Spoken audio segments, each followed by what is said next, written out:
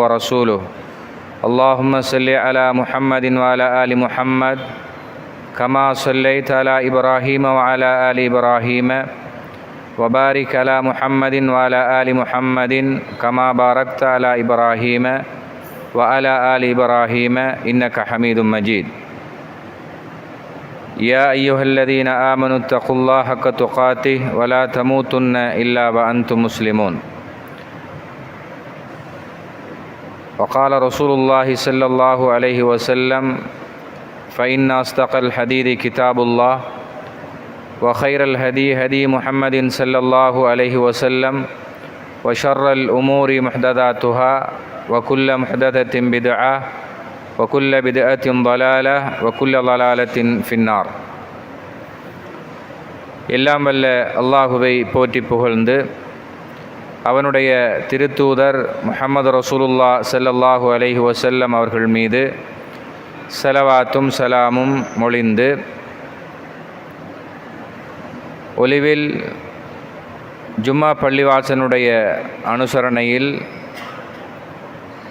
அகில இலங்கை ஜம்மியத் உலமாவின் ஒலிவில் கிளையினூடாக மாதாந்தம் இடம்பெற்று வருகின்ற மாதாந்த தர்பியா நிகழ்வில் இன்றைய தினம் எங்களுடைய ஜும்மா பள்ளிவாசலில் இவற்றை நாம் ஏற்பாடு செய்திருக்கின்றோம். அல்லாஹ்வுடைய தீனை கற்கின்ற பாக்கியம், அல்லாஹ் விரும்பக்கூடிய அவனுடைய இல்லமாகிய பள்ளிவாசலில் இருந்து கற்கின்ற பாக்கியம், இந்த நிகழ்வு அல்லாஹ் மிகவும் மகிழ்ச்சி அடைகின்ற நிகழ்வு. தன்னுடைய வானவர்களிடத்திலே எங்களை பார்த்து அல்லாஹ் பெருமையாக பேசுகின்ற ஒரு நிகழ்வு.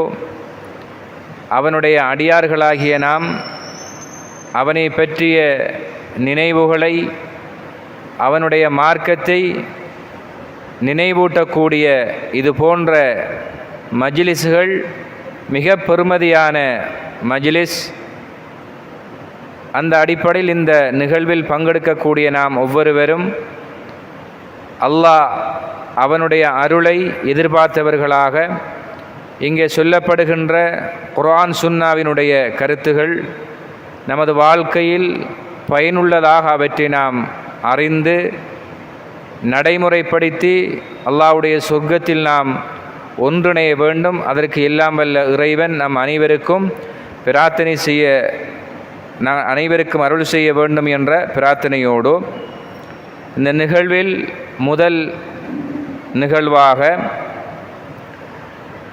அல் குர்ஆனோடு எமது தொடர்புகள் என்ற தலைப்பில் ஷேக் அல் ஹாஃபில் என்எம் அப்துல் அஹத் ஷர்கி அவர்கள் உரை நிகழ்த்துவார்கள். குர்ஆனோடு நாம் என்ன உறவை வைத்து கொள்ள வேண்டும், குர்ஆன் எங்கள் மீதுள்ள கடமைகள் என்ன என்ற பல செய்திகளை தங்களுடைய உரையில் ஆற்றியிருக்கின்றார்கள். அவர்களை அன்போடு அழைக்கின்றேன்.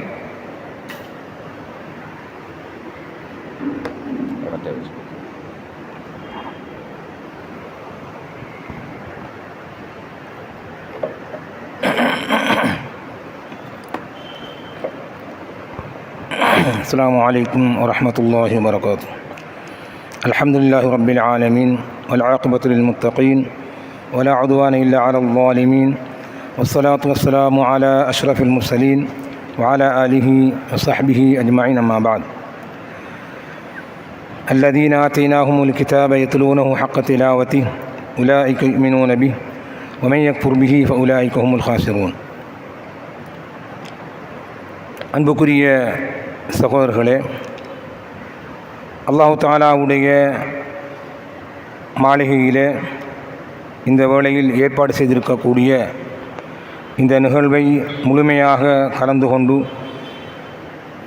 அதன்படி நாங்கள் எங்களுடைய வாழ்க்கையில் அமுல்படுத்துவதற்கு எல்லாம் வல்ல அல்லாஹ் தௌஃபீக் செய்ய வேண்டும் என்ற பிரார்த்தனையோடு இன்றைய நேரத்தில் அல் குர்ஆனோடு எமது தொடர்புகள் எவ்வாறு இருக்கிறது என்று ஞாபகப்படுத்துவதற்காக சில விடயங்களை சொல்வதற்காக இந்த இடத்திலே நான் வந்திருக்கின்றேன்.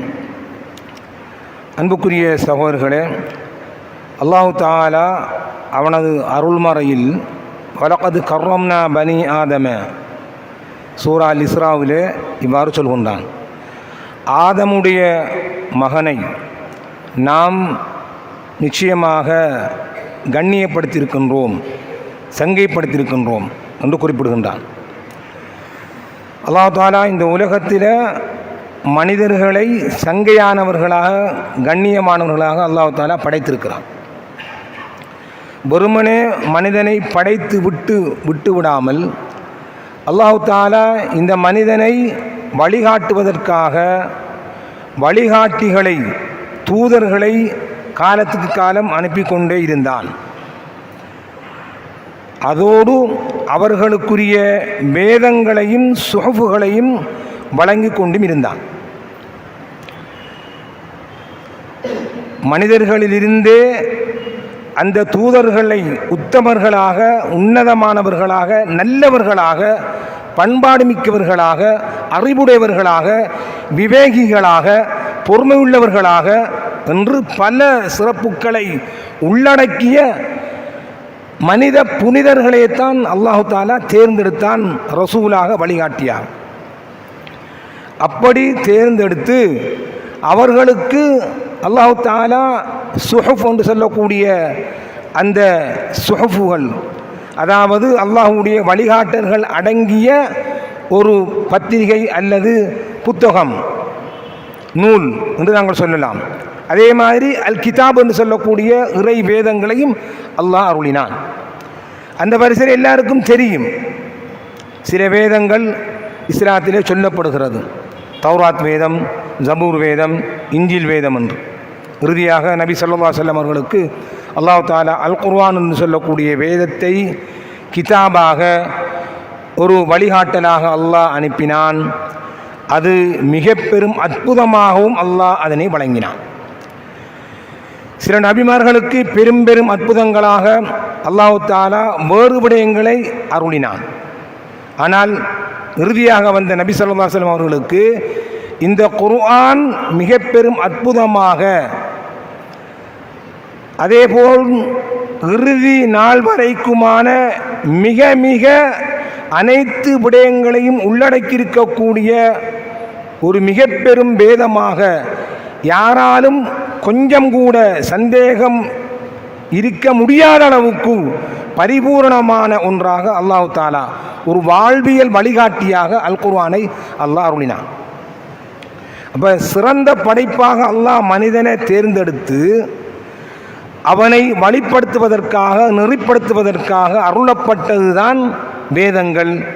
அந்த வகையில் நபி ஸல்லல்லாஹு அலைஹி வஸல்லம் அவர்களுக்கு இறக்கி அருளப்பட்டது தான் கிதாப், குர்ஆன், ஃபுர்கான் என்று சொல்லக்கூடிய எமது கைகளிலே இருக்கின்ற அந்த அல் குர்ஆன்.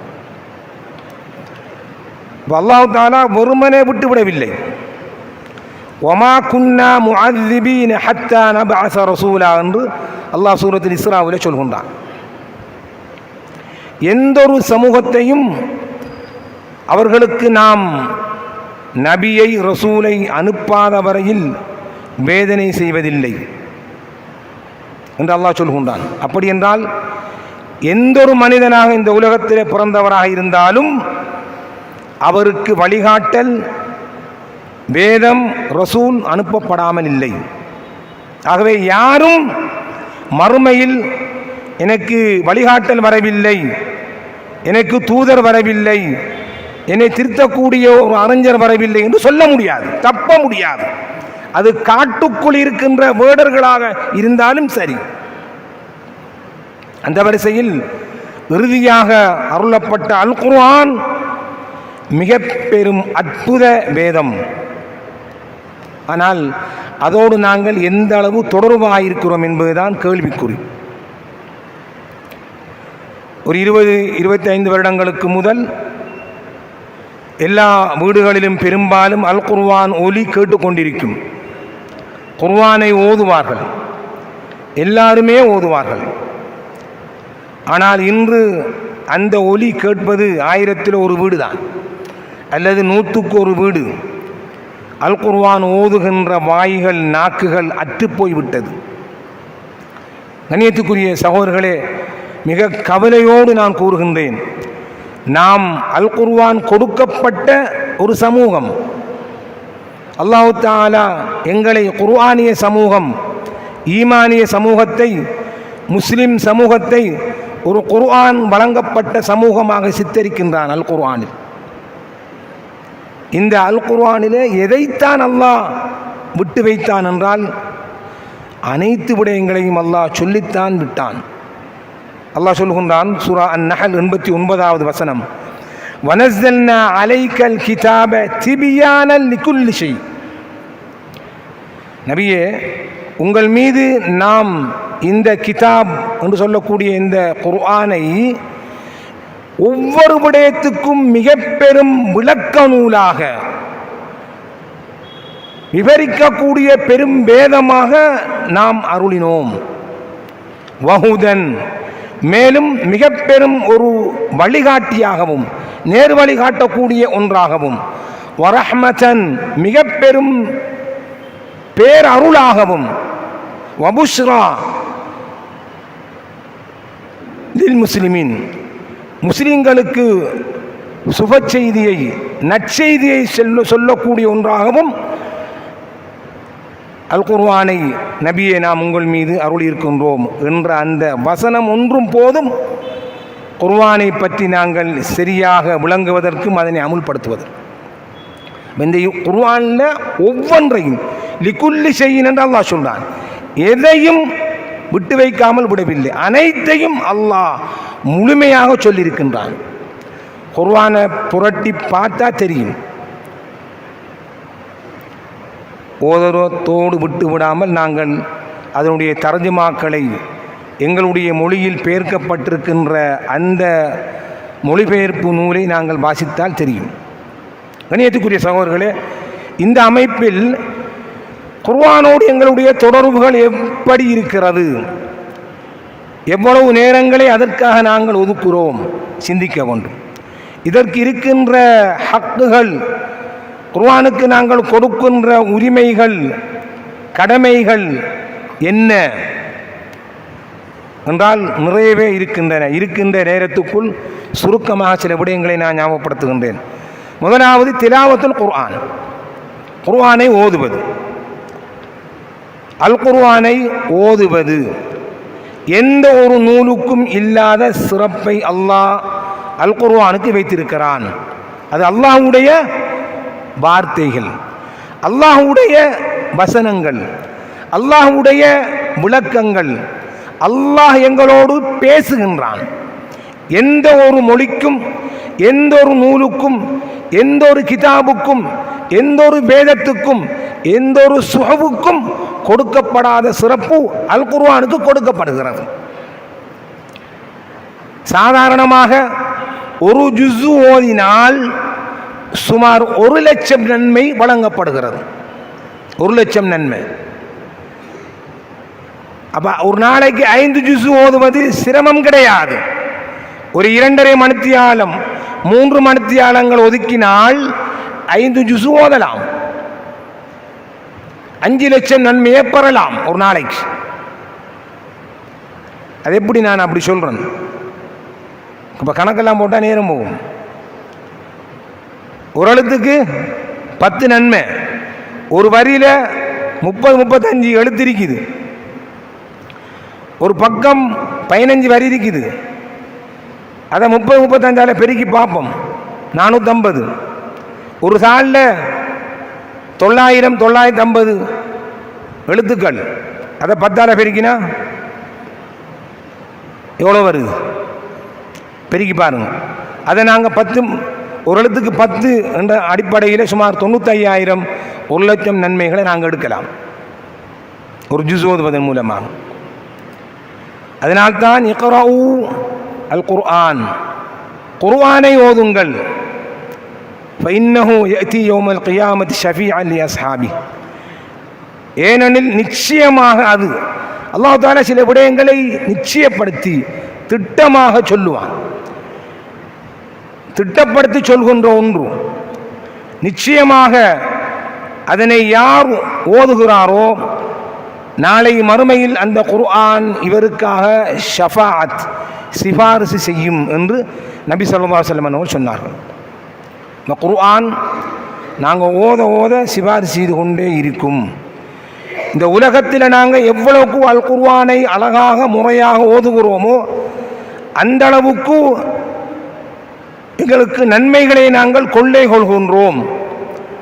முறையாக அழகாக திருத்தமாக ஓதுகின்றவர் அவருக்கென்று சிறப்புகள் மறுமையில் நிறையவே இருக்கிறது. பின்னால் நேரம் கிடைத்தால் நான் சொல்லுவேன். ஆகவே அல் குர்ஆனை நாங்கள் அதிகமாக ஓத வேண்டும். அதில் சில சூரத்துக்களை நபி ஸல்லல்லாஹு அலைஹி வஸல்லம் அவர்கள் சிறப்புகளோடு சொல்லியிருப்பார்கள். ஆதாரபூர்வமான ஹதீஸ்கள் சில இருக்கின்றன, ஆதாரமற்ற ஹதீஸ்களும் இருக்கின்றன. ஆதாரபூர்வமான ஹதீஸையே நாங்கள் அமுல்படுத்துறதுக்கு நாங்கள் முயற்சிக்க வேண்டும். அந்த வரிசையில் அஅலமு சூரா ஹிய சூரத்துல் ஃபாத்திஹா.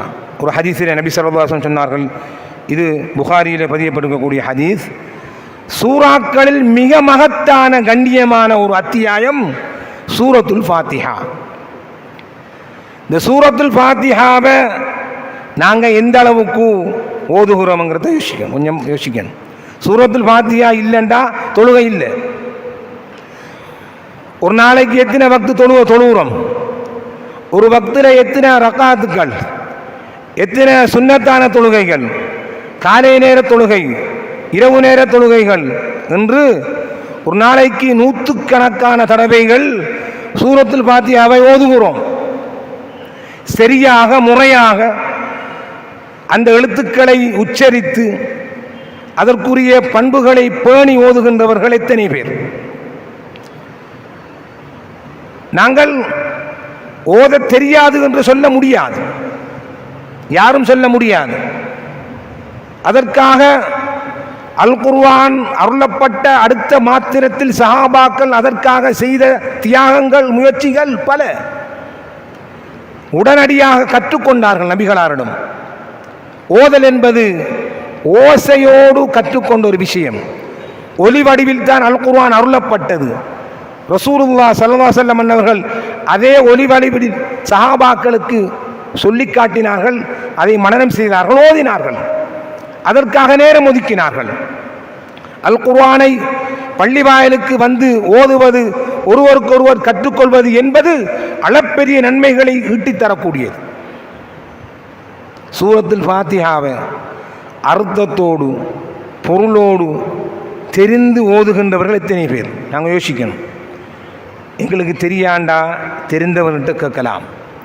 கிராத்துகள் இன்றைக்கு ஃபோனிலேயே நாங்கள் காரிமார பேர் அடித்தா அண்ணா வரும். அழகாக முறையாக ஓதக்கூடிய காரிகள், நூற்றுக்கணக்கான காரிகள் இருக்கின்றார்கள். அதை நாங்கள் கேட்டு என்ன செய்யணும்?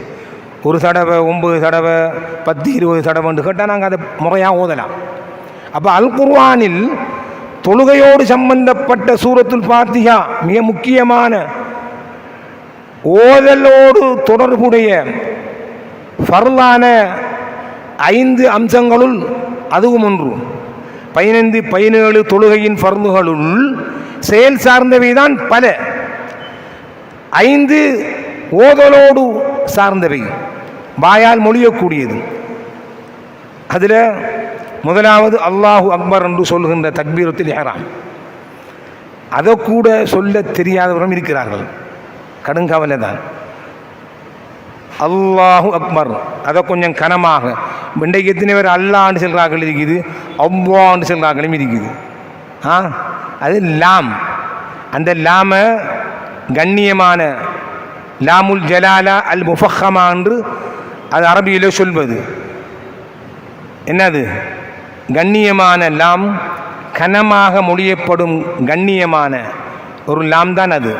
அல்லாஹ், அல்லாஹும்ம என்ற சொல் அல் குர்ஆனில் குறிப்பாக சவுதியிலே அச்சிடப்படுகின்ற அந்த ரஸ்முல் உஸ்மானி, அந்த அல் குர்ஆன் பிரதியில் சில குர்ஆன்களில் அல்லாஹ் அல்லாஹும்ம என்பதை சிவப்பாக அடையாளப்படுத்தப்பட்டிருக்கும். அதில் உள்ள குறியீடுகள் எந்த அளவுக்கு என்று சொன்னால், அந்த குறியீட்டு முறையில் குர்ஆனுக்கு குறியீடு வைத்த அந்த விற்பன்னர்கள், அந்த இலக்கணவாதிகள் அதிலும் ஒரு ஹிக்மத்தை வைத்திருக்கிறார்கள். எவ்வளவு பேணுதலாக குறியீட்டில் மேற்கொண்டிருக்கின்றார்கள்.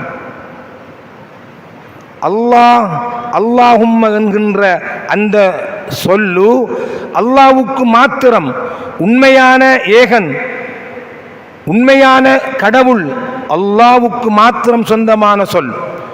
அதே போன்ற ஒரு சொல் இருக்கிறது சூரத்து நஜ்மிலே, அல்லாத் என்று சொல்லக்கூடிய ஒரு விக்கிரகத்தினுடைய பிழையான பொய்யான விக்கிரகத்தினுடைய பெயர் அல்லாத். அஃபரைதுமுல் லாத்த வல் உஸ்ஸா என்று அல்லாஹ் சூரா அன்-நஜ்மிலே சொல்றான். ஆரம்பத்தில் அல் குர்ஆன் எழுத்தாகத்தான் ஒலியாக அருளப்பட்டது, வெறும் எழுத்துக்களாக எழுதப்பட்டது, நுக்தா கூட கிடையாது. ஆகவே அந்த அல்லாஹ் என்பதும் அல்லாத் என்பதும் எழுத்தில் ஒன்று. இதற்கு குறியீடு வைத்தவர்கள் குறியீட்டில் ஒரே அமைப்பில் ஹரக்கத்துக்கள் இரண்டுக்கும் வர வேண்டும். அந்த குறியீட்டு முறை ஓதுகின்ற முறைப்படி எல்லா எழுத்துக்களுக்கும் இடுகின்ற, அது நுக்தாவாக இருக்கலாம், சுக்கூனாக இருக்கலாம், ஹரக்கத்தாக இருக்கலாம், ஹம்சத்துல் வசில் போன்ற அலிஃபு ஹம்சாக்களாக இருக்கலாம். ஒரே அமைப்பில் தான் அதற்கு குறியீடு வர வேண்டும். அல்லாஹ்வுக்கும் அல்லாத்துக்கும் ஒரே மாதிரி தான் வர வேண்டும்.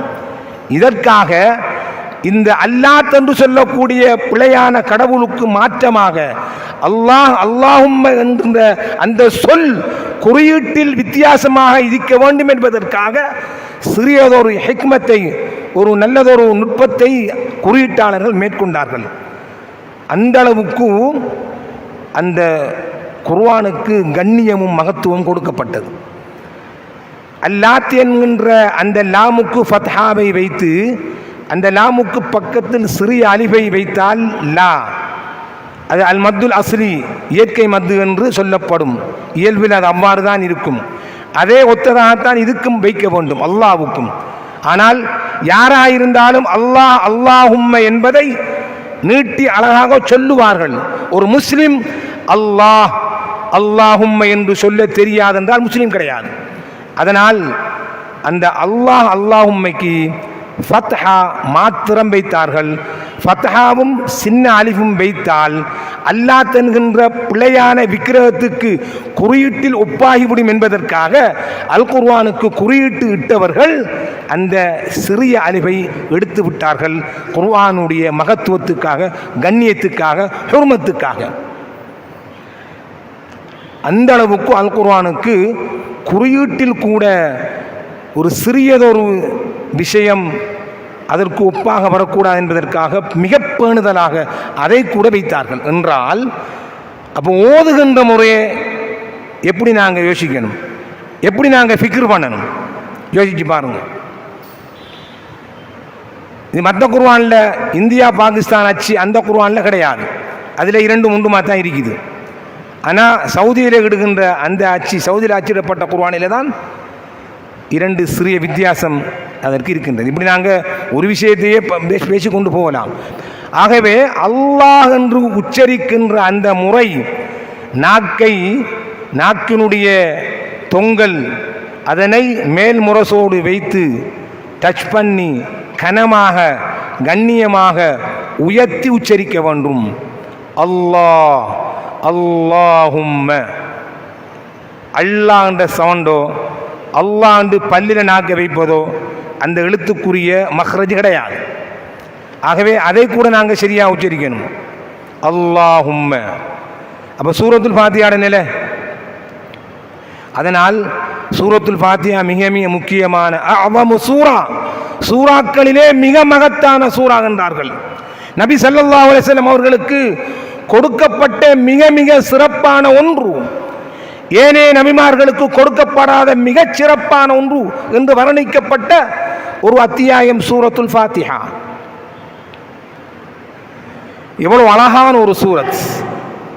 அதனுடைய ஆரம்பையும் முடிவையும் பாருங்கள். எவ்வளவு அழகான ஒரு பிரார்த்தனை. தொழுகை என்றான துஆ தான். அஸ்ஸலா என்றால் அதற்கு அடுத்த ஒத்தகர்த்துள்ள சொல் அத்துஆ. எடுத்த எடுப்பில் துஆவோடு ஆரம்பிக்கின்ற அல்லாஹ்வுடைய ரஹ்மான், அல்லாஹ் என்றால் யார், அவனுடைய பண்புகள் தன்மைகள் என்ன என்று அவனுடைய ஜலாலியத்துக்கு ஏற்ப அவனுடைய பெயர்களை புகழ்ந்து ஆரம்பித்து அடுத்ததாக அவனிடம் செய்கின்ற பிரார்த்தனை நல்ல நல்ல பாதை என்று அந்த நல்ல பாதையை அல்லாஹ்விடத்திலே கேட்டு இறுதியாக அந்த யூத நசாராக்களுடைய பாதை வழிகட்ட அல்லாஹ்வுடைய கோபத்துக்கு உட்பட்டவர்களுடைய பாதை அல்லாத நேரான பாதையை காட்டுவாய என்று முடிக்கின்ற ஒரு அழகான ஒரு பரிபூர்ணமான மகத்தான கண்ணியமான சூறாதான் சூரத்துல் ஃபாத்திஹா. இதையாவது நாங்கள் முறையாக அழகாக திருத்தமாக ஓத பழகிக்கொள்ள வேண்டும். ஏனென்றால் தினமும் நாங்கள் நூற்றுக்கணக்கான தொழுகையில் ஓதுகின்றோம்.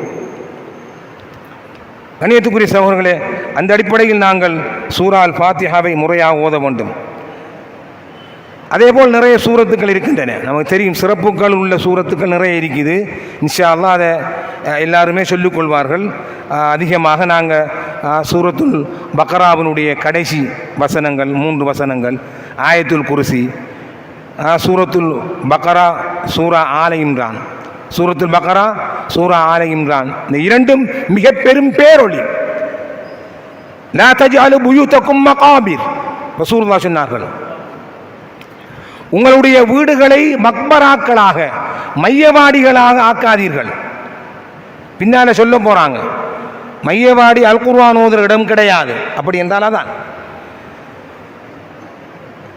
இன்ன ஷைத்தான யன்ஃபிரு மினல் பைத்தில் லதி துக்ரவு ஃபீ சூரத்துல் பக்ரா, எந்த வீட்டில் சூரா அல் பக்ரா ஓதப்படுகிறதோ அந்த வீட்டை விட்டும் ஷைத்தான் விரண்டோடுகின்றான். வீடுகள் குர்ஆன் ஓதப்படுகின்ற வீடாக இருக்க வேண்டும். மக்பராக்கள் அது குர்ஆன் ஓதப்படுகின்ற இடம் கிடையாது. நபி ஸல்லல்லாஹு அலைஹி வஸல்லம் மிக தெளிவாக துல்லியமாக அழகாக சொன்னார்கள், வீடுகளில் சூரத்துல் பக்ராவை ஓத வேண்டும். சூரத்துல் பக்ராவை ஓதுவதன் மூலமாக ஒரு பிரச்சனையும் வராது. விட்டு ஷைத்தான் விரண்டோணும், பிரச்சனை அவன் தானே, ஷைத்தாண்ட வேலையே அதானே. மனிதருக்குள்ள புலவுகளையும் குழப்பத்தையும் ஏற்படுத்துகிறான் ஷைத்தாண்ட வேலை. ஷைத்தான் ஓட்டிட்டாங்கண்டா பிரச்சனை வராது. எந்த வீட்டில் சூரத்துல் பக்ரா ஓதப்படுது, 2 ஜுஸும் ஒரு 4 சாலும் 24 சாட்கள் கொண்டதுதான் சூரத்துல் பக்ரா. ஒரு மணித்தியாலம் ஒரு 10 நிமிஷம் என்ன ஒரு 1.5 மணித்தியாலம் கூடினா தேவைப்படும் சூரத்துல் பக்ராவை ஓதுறது. அழகாக நாங்கள் ஓதணும். எந்த வீட்டில் ஓதப்படுது, அப்போ தினமும் ஓதணுமே சூரத்துல் பக்ரா, ஒவ்வொரு நாளும் ஓதணும் சூரத்துல் பக்ராவை. அப்போ மனனம் செய்கின்ற பிள்ளைகளுக்கும் ஆரம்பத்தில் நாங்கள் ஜுசு அம்மா, ஜுசு தபாரக், ஜுசு கஸ்ஸமி அல்லாஹ் அப்படி கொடுத்தாலும் சூரத்துல் பக்ராவுக்கு வந்துடணும் டக்குன்னு. இல்லாட்டி ஜுசு அம்மையை கொடுத்து போட்டு அடுத்த கணம் சூரத்துல் பக்ராவுக்கு வந்துடணும். முக்கியமான சூரா சூரா ஆல இம்ரான், இது 2 சூறாக்களும் மிக பெரும் பேரொளி. இந்த 2 சூறாக்களும் என்ன செய்யும், மறுமையில் அதை ஓதக்கூடியவர்களுக்கு வந்து சிபாரிசு செய்யும், ஒன்றுக்கொன்று போட்டி போட்டுக்கொள்ளும். நபி ஸல்லல்லாஹு அலைஹி சொன்னார்கள், அது பரிந்துரை பேசுவதற்காக சூரா பக்ராவும் ஆல இம்ரானும் என்ன செய்யும், தக்துமுஹு சூரா அல் பக்ரா ஆல இம்ரான் துஹாஜானி, அவ்விரண்டும் அதை ஓதக்கூடியவர்களுக்கு பரிந்துரை பேசுவதற்காக ஷஃபாஅத் செய்வதற்காக ஒன்றுக்கொன்று போட்டி போட்டுக் கொள்ளும் என்றார்கள் நபி ஸல்லல்லாஹு அலைஹி வஸல்லம் அவர்கள். ஒரு நீண்ட ஹதீஸில் கடைசியில் சொன்னார்கள். இந்த ஹதீஸும் முஸ்லிமிலே பதியப்பட்டிருக்கிறது. அப்போ அல் குர்ஆனை அதிகமாக நாங்கள் என்ன செய்ய வேண்டும், ஓத வேண்டும். இரண்டாவதாக நாங்கள் அல் குர்ஆனை தர்த்தீலாக ஓத வேண்டும், முறையாக ஓத வேண்டும்.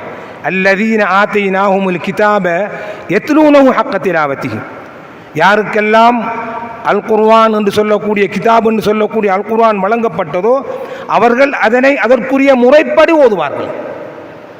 அப்போ முறையாக ஓதணும். எப்படி முறை? ஜிப்ரீல் அலைஹிஸ்ஸலாம் நபி ஸல்லல்லாஹு அலைஹி வஸல்லம் அவர்களுக்கு எப்படி ஓதி காண்பித்தார்களோ அப்படி ஓத வேண்டும். நபி ஸல்லல்லாஹு அலைஹி வஸல்லம் அவர்கள் ஒவ்வொரு வசனங்களையும் நிறுத்தி ஆறுதலாக அமைதியாக ஓதுவார்கள். சூரத்துல் ஃபாத்திஹா ஒவ்வொரு வசனமாக ஓதுவார்கள். அதுதான் அதுக்கு சபுல் மசானி என்று சொல்கிறது. 7 வசனங்களை கொன்ற ஒரு அத்தியாயம். ஒவ்வொரு வசனமாக ஓதுவதுதான் மிக மிக சிறப்பானது சூரத்துல் ஃபாத்திஹாவை. ஆகவே நாங்கள் அதனை இரண்டாவது விஷயம் குர்ஆனை அழகாக முறையாக ஓத வேண்டும். நபி ஸல்லல்லாஹு அலைஹி வஸல்லம் அவர்கள் இன்னும் ஒரு ஹதீஸில் சொன்னார்கள், மல்லம் யதகன்ன பில் குர்ஆன் ஃபலைஸ மின்னா. இது ஒரு முக்கியமான ஹதீஸ். இது அபூதாவுதிலே பதியப்பட்டிருக்கக்கூடிய ஆதாரபூர்வமான ஹதீஸ். சில விஷயங்களை நபிகளால் சொல்லிவிட்டு லைஸ மின்னா அல்லது ஃபலைஸ மின்னா என்று சொல்வார்கள். அதில் ஒன்று இதுவும், யார் அல் குர்ஆனை முறையாக இனிமையாக அழகாக அழுத்தம் திருத்தமாக ஓதவில்லையோ அவர் எம்மை சார்ந்தவர் அல்ல. எம்மை சார்ந்தவர் அல்லண்டா முஸ்லீம் கிடையாது. அதான் அது அர்த்தம். மன் கஷனா ஃபலைஸ மின்னா, யார் மோசடி செய்தாரோ அவர் எம்மை சார்ந்தவர் அல்ல. மல்லம் யர்ஹம் சகீரனா வலம் யுவக்கிர் கபீரனா ஃபலைஸ மின்னா, சிறுவர்களுக்கு யார் இரக்கம் காட்டவில்லையோ பெரியவர்களோடு யார் மரியாதையோடு நடந்து கொள்ளவில்லையோ அவர் எம்மை சார்ந்தவர் அல்ல. மிக முக்கியமான வார்த்தை பிரயோகம் அது. அதில் ஒன்றுதான் இது. அல் குர்ஆனை முறையாக அழகாக இனிமையாக ஓதாதவர் எம்மை சார்ந்தவர் கிடையாது. நபி ஸல்லல்லாஹு அலைஹி வஸல்லம் அவர்கள் அல் குர்ஆனை அழகாக அழுத்தம் திருத்தமாக ஓதும் போது அல்லாஹ் தஆலா அதனை மிக கவனம் எடுத்து கேட்பது, வேறு ஒன்றையும் கேட்பது கிடையாது. இவ்வாறு அழகாக நபிகளார் ஓதுகின்ற போது மிக கவனமாக அல்லாஹ் கண்ணியமாக கேட்கின்றான் என்று நபி ஸல்லல்லாஹு அலைஹி வஸல்லம் ஹதீஸில் சொன்னார். அப்போ அல் குர்ஆனை அழகாக அழுத்தம் திருத்தமாக ஓதணும். இதுக்கு நாங்கள் சும்மா ஓத இயலாது. எழுத்துக்கள் 28 எழுத்து தான். அந்த 28 எழுத்துக்களையும் அதற்குரிய மஹ்ரஜுக்கு கொடுத்து நாங்கள் என்ன செய்யணும், ஓதணும். இப்போ தாண்டா அதை வாயை திறந்து பணித்து உச்சரிக்கணும்.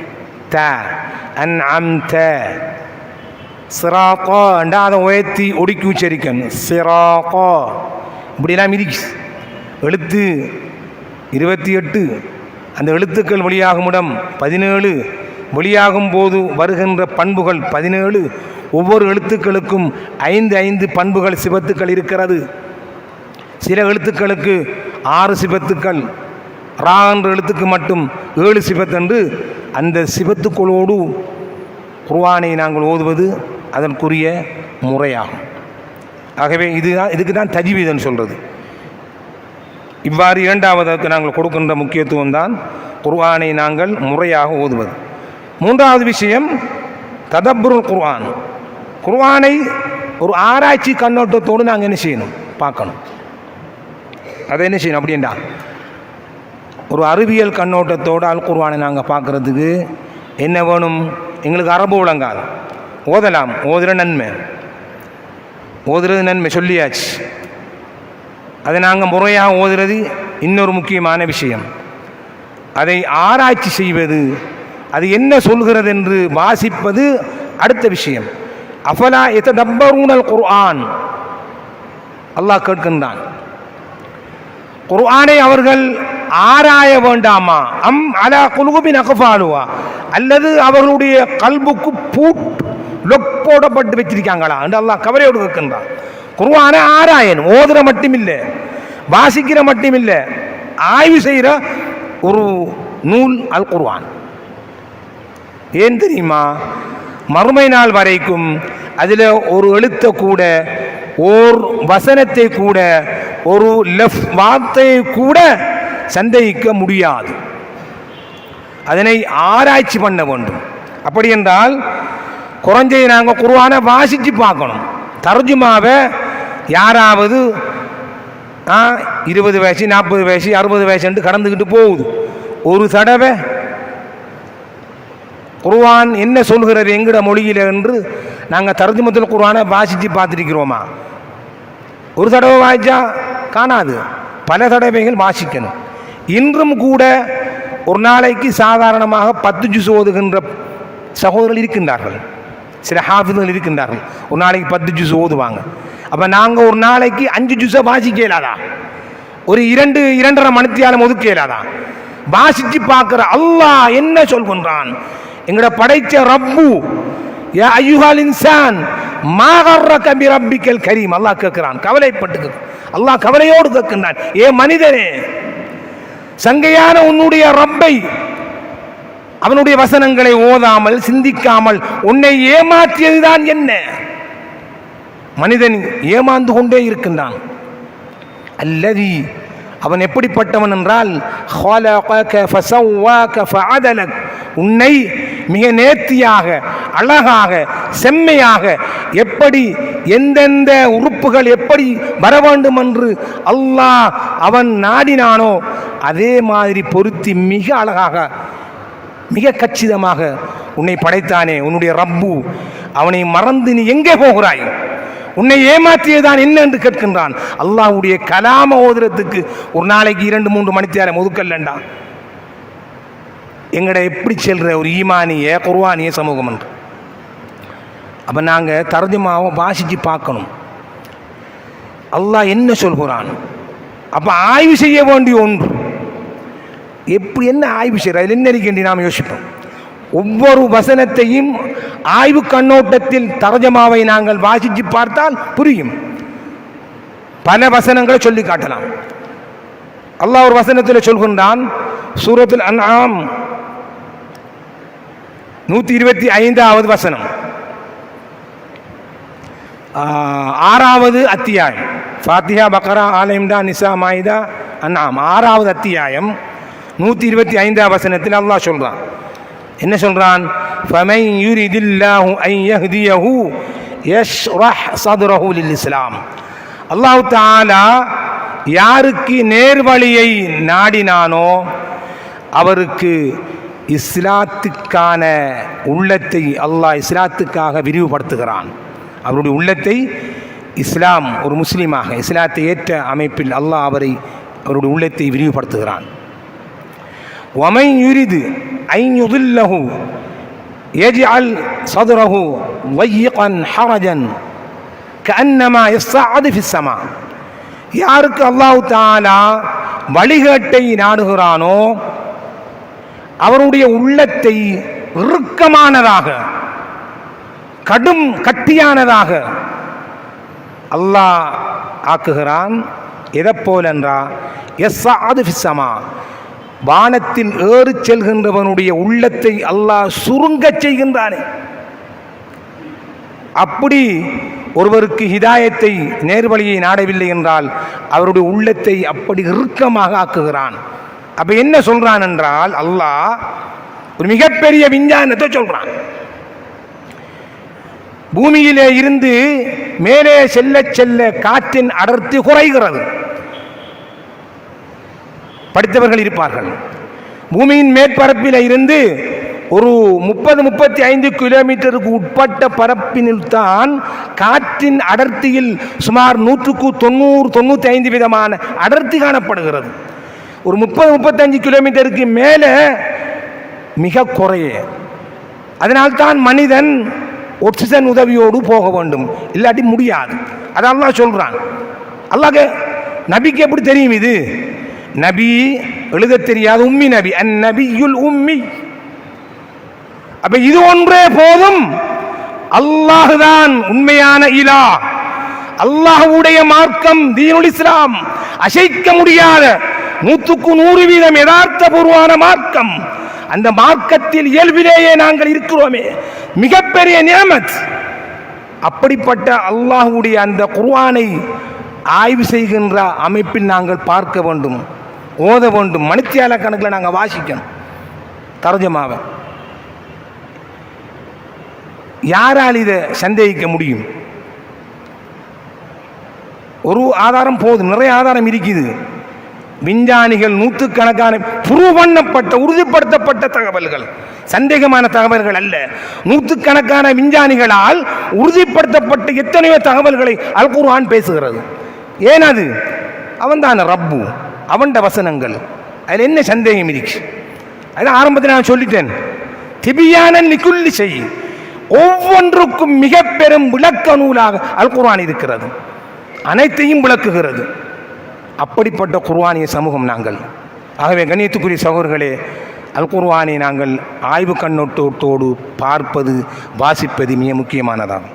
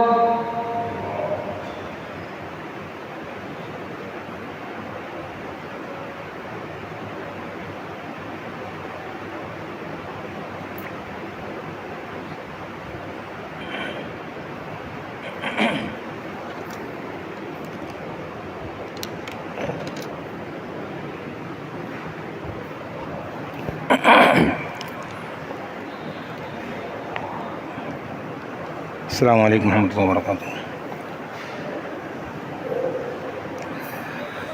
கண்ணியத்துக்குரிய சகோதரர்களே, இப்போ மூன்றாவதாக நாங்கள் பார்த்தோம் அல் குர்ஆனை ஆய்வு கண்ணோட்டத்தில் நாங்கள் இன்ஷா அல்லாஹ் அதனை வாசிக்க வேண்டும் என்பது. பல வசனங்கள் நாங்கள் சான்றாக சொல்லலாம். உதாரணத்துக்கு ஒரு வசனத்தை நான் உங்களுக்கு கூறியிருக்கின்றேன்.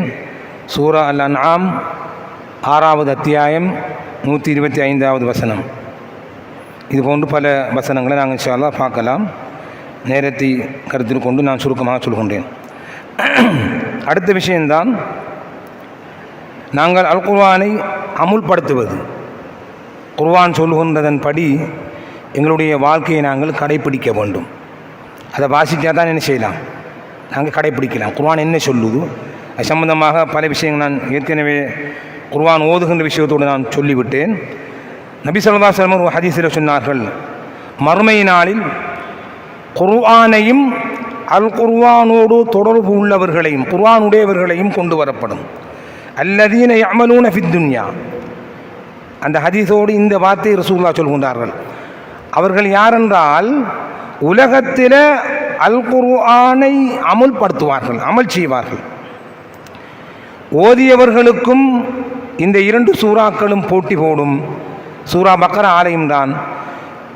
இந்த குர்ஆனை அமுல்படுத்தியவர்களுக்கும் இந்த சூரா தக்துமு சூரத்துல் பக்ரா ஆல இம்ரான், சூரத்துல் பக்ராவும் ஆல இம்ரானும் என்ன செய்யும், அவர்களுக்கு பரிந்து பேசுவதற்காக போட்டி போடும் என்றார்கள் நபி ஸல்லல்லாஹு அலைஹி வஸல்லம். ஓத நன்மை தான் நமக்கு. அதை அமுல்படுத்துறது, ஓதுறது, அதை வாசிக்கிறது, அதன்படி நாங்கள் எங்களுடைய வாழ்க்கையை நடைமுறைப்படுத்துவது. குர்ஆன் சட்டம்தான் முதன்மைப்படுத்தப்பட வேண்டும். குர்ஆனும் ஹதீஸும் தான் எங்களுக்கு ஆதார சட்ட நூல். அதை நாங்கள் அமுல்படுத்த வேண்டும். இது சம்பந்தமாக நிறைய நீங்கள் வேறு பயான்களில் நீங்கள் கேட்டிருப்பீர்கள். அதை நாங்கள் எங்களுடைய கருத்தில் கொள்வோம்.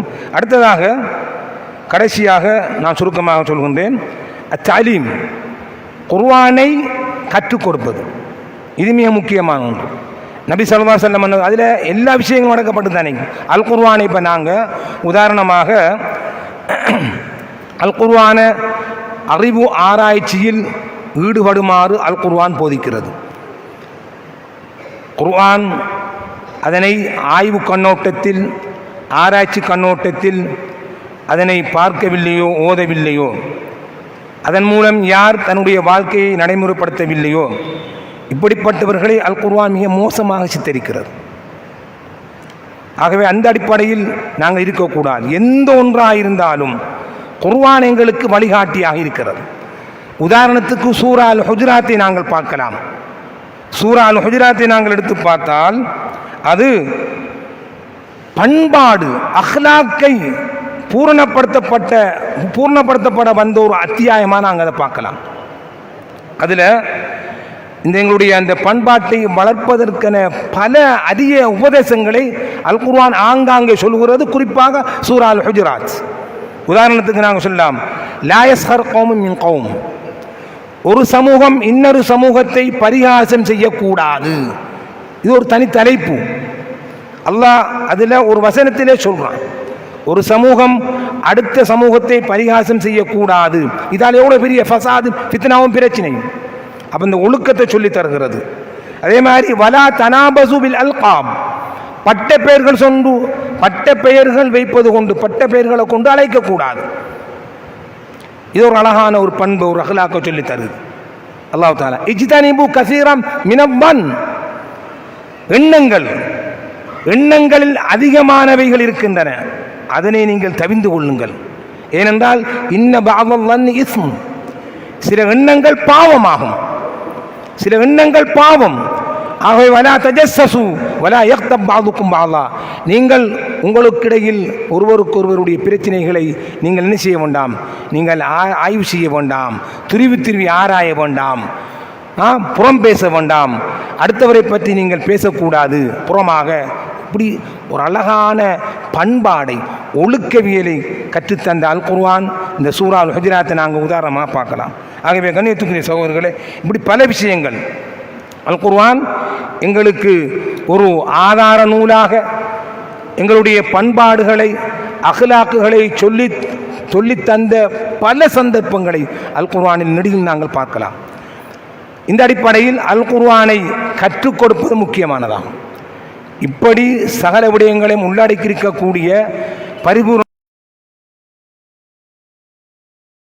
விளக்கமாக சொல்லி தந்த இந்த அல் குர்ஆனை கற்றுக் கொடுப்பதன் அவசியம் மிக முக்கியமானதாகும். அதனால்தான் நபி ஸல்லல்லாஹு அலைஹி வஸல்லம் சொன்னார்கள், ஹைருக்கும் மன் தஅல்லமல் குர்ஆன வ அல்லமா, உங்களில் மிக சிறப்புக்குரியவர் அல் குர்ஆனை கற்று அதனை பிறருக்கு கற்றுக் கொடுப்பவரே என்றார்கள். ஹைருக்கும் என்றும் பல ஹதீஸ்கள் வருகிறது. ஹைருக்கும் ஹைருக்கும் லிஅஹ்லி, உங்களில் மிக ஹைரானவர் சிறந்தவர் உங்களுடைய குடும்பத்தில் சிறந்தவரே என்பது போன்ற ஒரு ஹதீஸ் தான் இது. உங்களில் மிக சிறந்தவர் அல் குர்ஆனை கற்று பிறருக்கும் அதனை கற்றுக் கொடுப்பவரே. அதுக்கு எல்லாம் வல்ல அல்லாஹ் தௌஃபீக் செய்வானாக. வாஹிரு தஅவானா அல்ஹம்துலில்லாஹி ரப்பில் ஆலமீன். அஸ்ஸலாமு அலைக்கும்.